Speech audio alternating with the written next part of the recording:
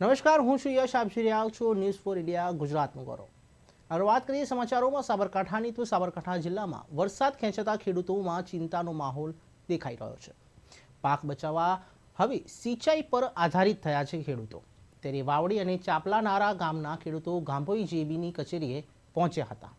ત્યારે પિયત માટે વીજ પ્રવાહ રાત્રિના સમયે દિવસે મળી રહે તેવી ખેડૂતોની માંગ છે. ત્યારે ખેડૂતો દ્વારા સૂર્યોદય યોજના ખેડૂતોને લાભ મળી રહે તે માટે માંગણી કરી રહ્યા છે. ખેડૂતો દ્વારા જેબી એન્જિનિયરિંગને આવેદનપત્ર પણ આપવામાં આવ્યું છે. તો જે રીતે ગુજરાતમાં પહેલો રાઉન્ડ વરસાદ હતો તે રીતે 70% પૂરા ગુજરાતમાં વરસાદ નોંધાયો છે. ત્યારે મેઘરાજાએ લાંબો વિરામ લીધા બાદ હવે ખેડૂતોમાં વરસાદ ખેંચાયા બાદ ફરી એક ચિંતાના વાદળો સેવાઈ રહ્યા છે. આજરોજ આજુબાજુના ખેડૂતો મળી અને ગાભોઈ જીબીમાં આવેલા છીએ. વરસાદ ખેંચાતો ખેતીના પાકને નુકસાન થઈ રહ્યું છે. કૂવાના પિયત આપવાની બહુ મોટી જરૂર ઊભી થઈ રહી છે.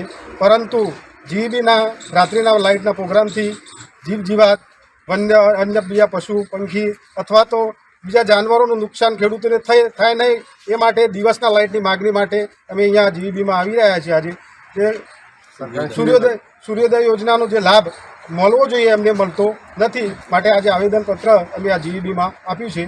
આભાર. તમારું નામ શું? પટેલ રમેશ કુમાર હીરાભાઈ પટેલ, ચાંપલા.